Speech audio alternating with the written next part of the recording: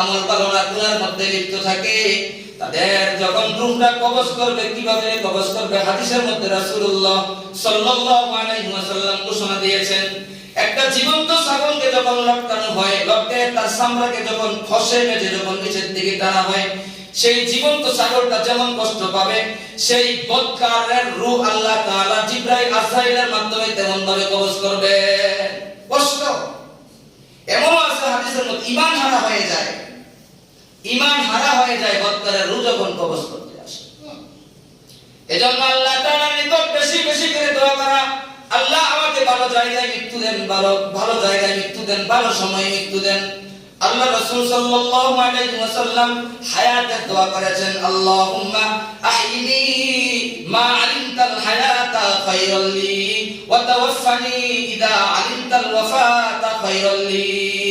আল্লাহ তুমি আমাকে এমন হায়াত দান করো যে হায়াতটা আমার জন্য মঙ্গল হবে, যে হায়াতটা আমার জন্য উপকার হবে।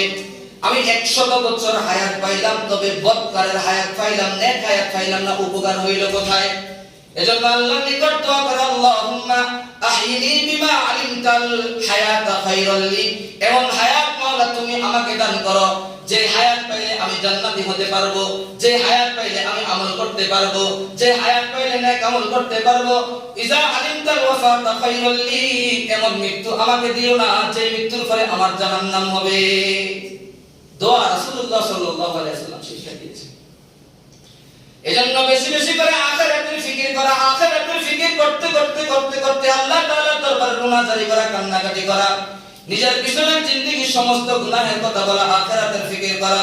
আল্লাহ রাসূলুল্লাহ সাল্লাল্লাহু আলাইহি ওয়াসাল্লামের প্রেম অন্তরের মধ্যে প্রকাশ করা। সাহাবায়ে কেরাম কেঁদেছেন, রিদওয়ানুল্লাহি তাআলা আলাইহিম আজমাইন, তারা কেঁদেছেন, তাবিঈনরা কেঁদেছেন, আল্লাহর ওলি বুজুর্গরা তারা কেঁদেছেন জাহান্নামের ভয়ে। আমাদের অন্তর পাথর হয়ে গেছে, আমাদের অন্তর শক্ত হয়ে গেছে, জাহান্নামের ভয়ে, কবরের ভয়ে আমাদের অন্তরে কান্না আসে না, কান্না আসে না আমাদের হাসির আওয়াজে এলাকাবাসীর ঘুম ভেঙে যায়। রাসূলুল্লাহ সাল্লাল্লাহু আলাইহি ওয়াসাল্লামের কান্নার আওয়াজে এলাকাবাসীর ঘুম ভেঙে গেছে। রাসূলুল্লাহ সাল্লাল্লাহু আলাইহি ওয়াসাল্লাম জান্নাতের পরও কেঁদেছেন। রাসূল একটু কান্নার জন্য কখনো গুহা বেছে নিয়ে গিয়েছেন, গুহার মধ্যে তাকিয়ে মরুপান্থরের মধ্যে রাখালের যে সমস্ত ছাগলগুলো আছে তারাও কান্নাকাটি শুরু করে দিয়েছে। রাখালরা বলতেছে, কি রে আমার ছাগল কেন ঘাস খাচ্ছে না, আমার বকরি কেন ঘাস খাচ্ছে না, কেন কান্না করছে? নজর করে দেখতেছে এই যে একটা গুহা দেখা যায়, এই গুহার মধ্যে তাকিয়ে আমার ছাগল আর বকরিগুলা কান্নাকাটি করতেছে। কারণ রাসূলুল্লাহ সাল্লাল্লাহু আলাইহি ওয়াসাল্লাম জাহান্নামের ভয়ে, উম্মতের ভয়ে কান্নাকাটি করতেছে। আমরা কান্দি না, আমরা কান্দি না, রাসূল কাঁদতেছে। হযরত আবু বকর রাদিয়াল্লাহু তাআলা আনহু কাঁদতেছে জাহান্নামের ভয়ে। তাড়াতাড়ি জাহান্নামের ভয়ে রাত্রিবেলা কিরে কে কান্দে, কোথায় কান্নার আওয়াজ শোনা যায়? ওই কর্নারের মধ্যে গিয়ে দেখে মসজিদে নববীর মধ্যে গেটের সামনে দাঁড়িয়ে দাঁড়িয়ে আবু বকর কান্দে।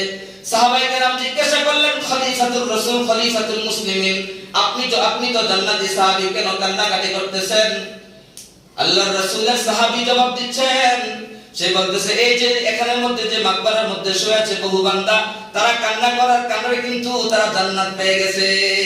এখানে বহু বান্দাকে এখানে দাফন করা হয়েছে, যাদের জানাজা রাসূল নিজে করেছে, যাদের লাশটাকে রাসূলুল্লাহ সাল্লাল্লাহু আলাইহি ওয়াসাল্লাম নিজে কবরের মধ্যে দাফন করেছে, কান্নার বদৌলতে তারা জান্নাত পেয়ে গেছে। আমি এজন্য কান্দি, কয়দিন পরে আমি তো সেই কবরবাসী হয়ে যাব, কবরের মধ্যে চলে যাব, না জানি আমার গুনাহের ভয়ে আমার কবরের মধ্যে আগুন ধরে যায়। সাহাবায়ে কেরাম কেঁদেছে, আমরা কাঁদি। রাসূলের কান্নার আওয়াজে মরুপান্থরের সাহাবীরা কেঁদেছে। আজকে আমাদের কান্নার আওয়াজ নাই, আজকে আমাদের হাসির আওয়াজে এলাকাবাসীর ঘুম ভেঙে যায়। রাসূলুল্লাহ সাল্লাল্লাহু আলাইহি ওয়াসাল্লামের কান্নার আওয়াজে কখনো আয়েশা রাদিয়াল্লাহু তাআলা আনহার ঘুম ভেঙে গেছে। সাহাবায়ে কেরামের কান্নার আওয়াজে মানুষ ঘুম থেকে উঠে হাউমা হাউমা করে কান্না করা শুরু করে দিয়েছে। বুজুর্গরা শেষ রাত্রে উঠে জাহান্নামের ভয়ে আল্লাহ তাআলার দরবারে কান্না করে। তারা নামাজ পড়ে মজা পায়, রোজা রেখে মজা পায়, হজ করে মজা পায়, কান্না করে মজা পায়। আজকে আমি নামাজ পড়ে মজা পাই না, আজকে আমি গুনার কাজ করে মজা পাই, আজকে আমি মদ খেয়ে মজা পাই, আজকে আমি নারী দেখে মজা পাই, আজকে আমি টিভি দেখে মজা পাই, আজকে আমি সিনেমা হলের মধ্যে গিয়ে মজা পাই, আজকে আমি জিনার মজা পাই। কিন্তু রাসূলুল্লাহ সাল্লাল্লাহু আলাইহি ওয়াসাল্লামের প্রকৃত আশিক যারা হবে, প্রকৃত উম্মত যারা হবে, তারা কখনো গুনার কাজ করে মজা পাইতে পারে না, কখনো গুনার কাজ করে তারা মজা পাইতে পারে না। যাদের আখিরাতের ভয় অন্তরের মধ্যে আছে, তারা কখনো সেই মজা নিতে পারে না, গুনার কাজ করতে পারে না, কারণ তার কখন মৃত্যু হবে সে তো জানে না। ওয়াবুদু রাব্বাকা হাত্তা ইয়াতিয়াকাল ইয়াকিন, মৃত্যু তোমার সামনে, কেন তুমি গুনাহের কাজ করছো, কেন গুনাহের দিকে যাচ্ছ, কখন মৃত্যু হবে তুমি তো জানো না। এজন্য মৃত্যুর কথা স্মরণ রাখ, আখিরাতের ভয় অন্তরের মধ্যে আনা।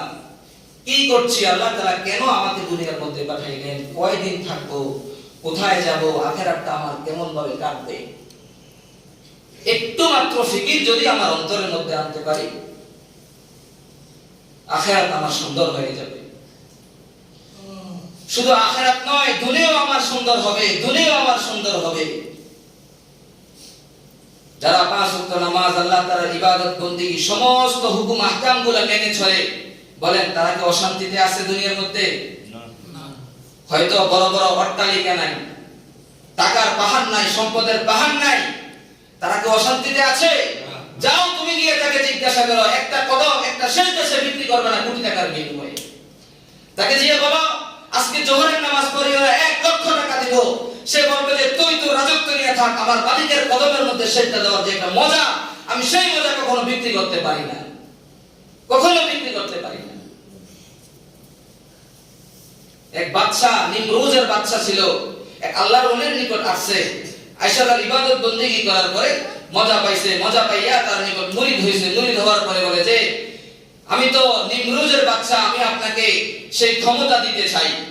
আল্লাহর ওলিকে বলতেছে সেই ক্ষমতা দিতে চাই। আল্লাহর ওলি কি জবাব দিয়েছেন, সেই বুজুর্গ মানুষ কি জবাব দিয়েছেন? নিমরোজ, রোজ মানে দিন, নিম মানে বাদশা, অর্ধেক, দিনের অর্ধেক বাদশাহী।